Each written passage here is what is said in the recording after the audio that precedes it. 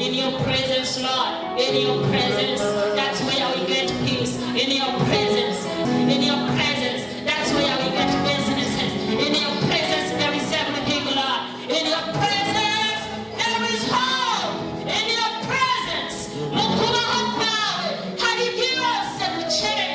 in your presence, to watch my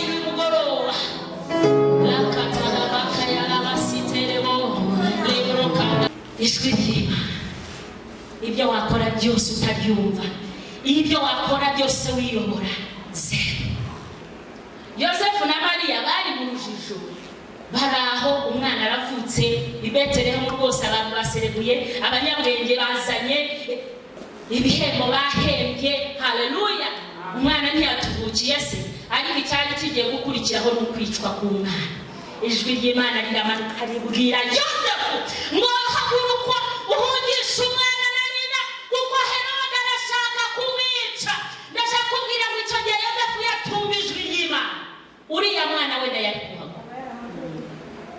Ndashaka kubwira ngo ikizatuma uhunga ibyago bigiye kuza n'ibyo uhagazeho, ikizatuma uhunga amakuba n'ibyago ni ijwi ry'Imana. Usumva ijwi ry'Imana ritubeshejeho, ijwi ry'Imana riduha amafaranga, ijwi ry'Imana riratugaburira, ijwi ry'Imana riduha icyerekezo. Akira kumva ijwi ry'Imana. Ijwi ry'Imana ni ubuzima, kuko ijwi ry'Imana rizaguha ubucuruzi utari kuzapfa ubonye. Ijwi ry'Imana rizatuma utura mu ikarito utari kuzapfa utuyemo. Ijwi ry'Imana, ijwi ry'Imana iyo ryageze hano ibintu birahinduka. Ryageze kuri Yosefu riba kiriya, nawe uyu mugoroba riba kiriya ku buzima bwawe. Yosefu ahaguruka, fata umwana na nyina ahungishe, kuko Herode ashaka kwica uwo mwana. Abandi bana bari baraho, ngo no mu misozi iraho hafi bose barapfuye. Ahantu hari ijwi ntabwo urupfu ruhagera, ahantu hari ijwi nta byago bihagera, ahantu hari ijwi abantu bahungisha umugisha wabo. Imana irababwira ngo muhungishe umwana, ibyago bigiye kugera aha n'aha, nimwirukane muhunge. Uri amahoro yanjye n'ubutunzi bukomeye, kuba narakumenye n'ubuntu wangiriye. Yesu urampagije, ni wowe nyotewe.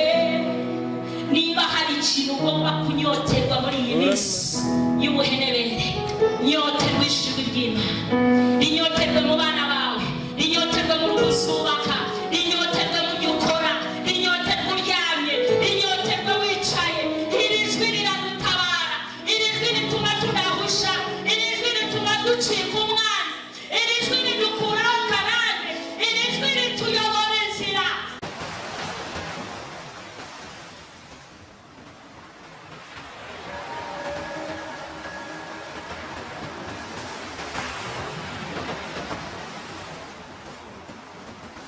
Twe twiyemeje guseba ku bwa Kristo. Ese nawe wemeye guseba ku bwe? We yarasebye, arongera araseburuka, arongera araseba, arongera araseburuka. Yesu Kristo aho yageraga hose baramusebyaga. Umwana w'Imana yari akwiye gukubitwa inkoni, umwana w'Imana yari akwiye kwambikwa ikamba, ariko kubw'iryo kamba twabayeho. Hanyuma n'umwenda wari utambitse ahera ukaburukamo kabiri kugira ngo ubeho. Nusenga wigerereyo, mama Ines nasenga imwumve, Jane nahamagara imwumve. Ikikora turashima Imana ko tuba turaha Kristo, tukabohereza mu ngo zacu, tugasaba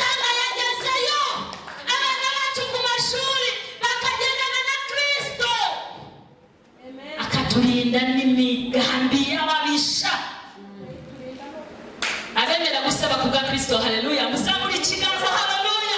Haleluya. Ndashaka kugusengera umunsi ngo wemere guca mu nzira yo gusaba kubwa Kristo, wemere guca mu nzira y'imibabaro kubwa Kristo. Barakubaza igihe wasengeye ukabura igisubizo, uvuga ngo turimo turasebana bikazansebura. Ndimo nasebana na Kristo ariko tubirimo neza. N'umugabo utabura guseruka mu byago no mu makuba. Ndashaka kukubwira ngo uyu munsi waca mu mibabaro, ariko ejo cyangwa ejo bundi Yesu azagutabara. Genda wizeye mu mutima wawe, Imana dukorera iratabara, Imana dukorera irazahura, Imana dukorera itanga ubushizi bw'amanga, Imana dukorera yigeze ahantu barabimenya. Hanyuma ibintu byo kwipresenta cyane bikarorera, Imana igukure ikintu cyo kwivuga. Nta mukristo ukwiye kwivuga. Reka ikuvuganire ku banzi, kubarisha, kubagukunda n'abatagukunda. Ikuvuganire, ohereza isengesho ikuvuganire.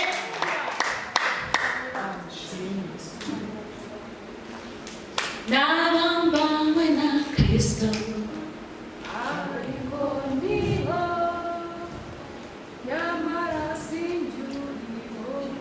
aho wasebereye Yesu azahaza. Uri mu nzira nziza, ntuzatakaze, ntuzayitakaze. Hanyuma mbabwira ikindi kintu Imana imaze iminsi imbwira. Yarambwiye ngo umwaka utaha ni umwaka wo gutabarwa kw'abantu. Uzaba akicaye kuri iyi ntebe, ubwo tuzaba tukiri kumwe. Haleluya. Ndakubwiza ukuri mu maso y'Imana, nudatabarwa uzazumbaza umwaka wo gutabarwa muri iyi minisiteri. Isi ikabimenya, igihugu cy'u Rwanda kikabimenya. N'umwana uciyeho bamubwira ngo ngiye kujya muri minisiteri akamenya iyo ari yo. Ubu ntirahishuwe, kandi abantu ntibakunda ibintu bitarahishuwe. Ariko ndashaka kubwira ngo n'Imana ihishura ibihishwe, irahishwe, ariko igiye kugera mu gihe cyo guhishurirwa. Igiye guhishurwa. Mwebwe muzabigura intege, mbarizwa muri minisiteri, simbarizwamo. Shaka umunyabwenge uwavuganye nayo icara kuri iyo ntebe, ntabwo uzakozwa n'isoni. Amen. Ubwo simpanuye, ndahanuye kandi nabisoje. Haleluya. Ariko ndashaka kwibariza ikibazo kimwe, kandi ntukozwe isoni. Niba wicaye hano, hari ikintu Imana yavuganye nawe kuri iyi minisiteri, sindi bunagusange ngo mubaze ngo ni iki. Mbabare muzamurire ikiganza wicaye aho. Impamvu wicaye hari akantu Imana yaguhishuriyeho gake. Haleluya. Hari akantu uyiziho, hari amakuru uyiziho. Ubaye wicaye atari amagambo, wenda wabonye umugore w'inzobe munini uvuga amarangamutima yawe nkayakoraho ukuntu. Hoya, hari ikintu cy'umwuka Kristo yamusanze akaguhishuriraho gato. Yaba ari iyerekwa, yaba yaravuganye nawe mu buhe buryo simbuzi, ariko hari uburyo yavuganye nawe. Baba ari uzamura ukuboko. Amen. Haleluya. Amen. Abantu bicara nyuma y'ibikwa. Matayo 16:5 kugeza kuri 7 haravuga ngo abigishwa bajya hakurya, ariko bibagiwe kujyana imitsima. Yesu arababwira ati, mumenye mwirinde umusemburo w'abafarisayo n'uw'abasadukayo. Bariburanya ubwabo bati, nuko tutazanye imitsima. Ngo Yesu arababwira ati, mumenye mwirinde umusemburo w'abafarisayo n'abasadukayo. 12 ngo nuko bamenya yuko atababwiye ko birinda umusemburo w'imitsima, ahubwo ko birinda imyigishirize y'abafarisayo n'abasadukayo. 7 ni inkuru iba mu Itangiriro ibice 3. Reka twisomere umurongo wa 7 wonyine. Ngo amaso yabo bombi arahweza, bamenya yuko bambaye ubusa badoda ibibabi by'imitini baremamo ibicocero. Naho mwarumvishe baravuga ngo ese ko twaje tutitwaje imigati. Haleluya. Ariko ibintu byose bihera kwijwi wumvishe. Hari igihe twumva ijwi ntitumenye iryaryo. Haleluya. Ndashaka kukubwira ngo umuntu wese utari mu buntu bw'Imana, umuntu wese udasenga, umuntu wese uri kure y'Imana yitiranya ikimana ivuga. Imana ikavuga imisemburo y'imyigishirize mibi y'abafarisayo ukumva ko ari imigati y'ibiryo itubura. Imana itwongera ubwenge no kumenya. Amen. Babidiscussizaho cyane abigishwa be kuko ntibabyumvaga. Ngo muramenye mwirinde imisemburo. Yavugaga imyigishirize mibi, yavugaga ibidafite umumaro, yavugaga kwitandukanya n'amajwi atari ay'Imana. Ariko yavuga imisemburo bakagira ngo ni wa musemburo ushira mu kindazi kikangana gutya. Reka nkubwire ikizatuma umenya ko hari imisemburo itari y'Imana. Iruzuye ariko biragusaba kwegera Imana ngo gusobanurire. Amen. Utazagukoresha uwo musemburo uzi ngo urimo urakoresha umusemburo w'Imana ariko umusemburo w'abasadukayo warakugezemo. Ibyo nta kindi cyabigushoboza ni ukumenya neza ukamenya n'Imana ivuze cyangwa se yivuze. Haleluya. Reka mbabwire Satani yaganije Adamu na Eva. Yabasanze mu bwiza bari mu ngobyi banezerewe. Satani arangije arabaganiriza. Ijwi ni ikintu kibi. N'ubu twicara hari abo Satani ari kuganiriza. Icyaha cyose umuntu agiye gukora abanza kuganirizwa. Ndashaka mushira imbaraga mu buryo ibiganiro mukorera mu mitima nahiherereye. Tubyiteho tumenye ngo n'Imana yavuze siyo. Satani yaraje irabataka atariko muriyeho mwamenye ubwenge, mwamenya gusobanukirwa ikibi n'icyiza, ni murye. Satani avuga neza barangije benda kuri rwa rubuto bararurya. Ndashaka kubwira ngo umuntu utariho ijwi ry'Imana muri iki gihe azayoba, azajya yitiranya imisemburo y'abafarisayo agira ngo ni imisemburo isanzwe. Dukeneye gusenga kwegera Imana tukamenya imbaraga turi kurwana nazo, tukamenya gutandukanya ijwi rya Satani n'iry'Imana. Ijwi ry'Imana ririho riravuga umunsi ku wundi, ahubwo ryo ntiryumvikana, ahubwo humvikana ijwi ry'umwanzi kugira ngo rituyobeshe inzira. Ijwi ry'umwanzi nta kindi rigamije ni kuyobya inzira. Ryayobeshe Adamu agira ingaruka ubuzima bwe bwose. Na n'ubu turacyagendera muri izo mbaraga zo kutumvira, kubera ijwi umuntu yumviye rimwe yatumye abantu bose bababara, yatumye abantu bareba nabi, yatumye abantu basonza, yatumye abantu bagirwaho urubanza. Ndavuga ijwi ry'Imana. Ijwi ry'Imana. Ibyo wakora byose utabyumva, ibyo wakora byose wiyobora, zero. Kuririmba mwongereho kumva ijwi ry'Imana, gusenga mwongereho ijwi ry'Imana, kubaka urugo mwongereho ijwi ry'Imana, kurera abana mwongereho ijwi ry'Imana. Hari abana twahitiyemo nabi ugasanga umwana wawe umujyanye ahantu hatariho kuko nta kuboko kw'Imana kukuriho, kuko amatwi yawe yarapfuye kera arazibye. Nta kintu na kimwe wakora utumva ijwi ryawe. Haleluya. Hariya dusomye muri Matayo. Haleluya. Yosefu na Mariya bari mu rujijo. Baraho umwana aravutse i Betelehemu rwose, abantu baserebuye, abanyabwenge bazanye ibihembo bahembye. Haleluya. Umwana ntiyatuvukiye se, ariko icyari kigiye gukurikiraho no kwicwa k'umwana. Ijwi ry'Imana riramanuka ribwira Yosefu ngo haguruka uhungishe umwana na nyina kuko Herode arashaka kumwica. Ndashaka kubwira ngo icyo gihe Yosefu yatumva ijwi ry'Imana. uriya mwana wenda yari kuhagwa. Ndashaka kubwira ngo ikizatuma uhunga ibyago bigiye kuza n'ibihwagazeho, ikizatuma uhunga makuba n'ibyago ni ijwi ry'Imana usumva. Ijwi ry'Imana ritubeshejeho, ijwi ry'Imana riduha amafaranga, ijwi ry'Imana riratugaburira, ijwi ry'Imana riduha icyerekezo. Akira kumva ijwi ry'Imana uri muri aya materaniro. Ijwi ry'Imana ni ubuzima. Tuze gufata akanya ko gusenga tuyibwire ngo tumanukeho tukumve. Hari igihe uba uri mu bigeragezo uca mu ngorane, ijwi ryarimutse, ariko uyu munsi zamura ibiganza byawe gusengere ijwi ry'Imana rikugarukeho. Ijwi ry'Imana uryumve cyane, ntiwemere gutandukana naryo, kuko ijwi ry'Imana rizaguha ubucuruzi utari kuzapfa ubonye.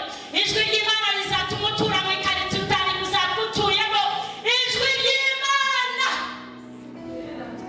ijwi ry'Imana iyo ryageze hano ibintu birahinduka. Urakoze Kristo.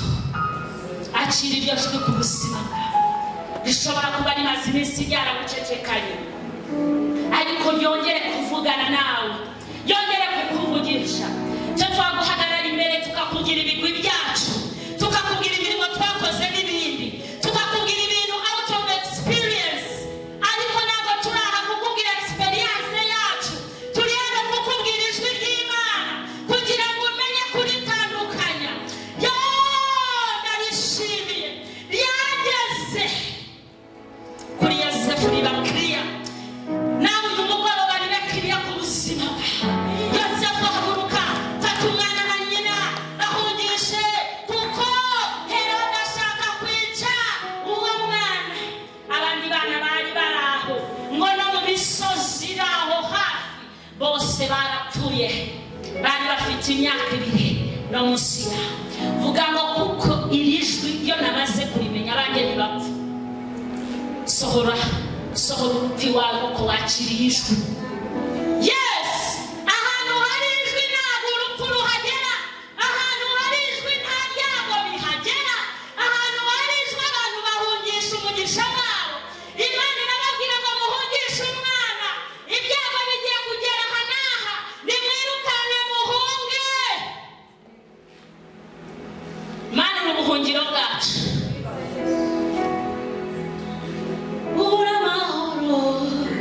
Yanjye n'ubutunzi bukomeye,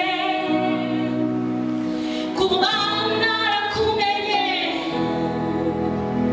n'ubuntu wangiriye.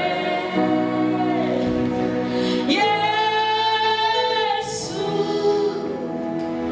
urampagije, ni wowe nyotewe. Niba hari ikintu ugomba kunyoterwa muri iyi minsi y'ubuhenebere, nyoterwa ijwi ry'Imana. Rinyoterwe mu bana bawe, rinyoterwe mu rugo uzubaka, rinyoterwe mu byo ukora, rinyoterwe uryamye, rinyoterwe wicaye. Iri jwi riradutabara, iri jwi rituma tudahusha, iri jwi rituma ducika umwana, iri jwi ridukuraho karande, iri jwi rituyobora inzira. Haleluya! Muramuke ku maguru yawe.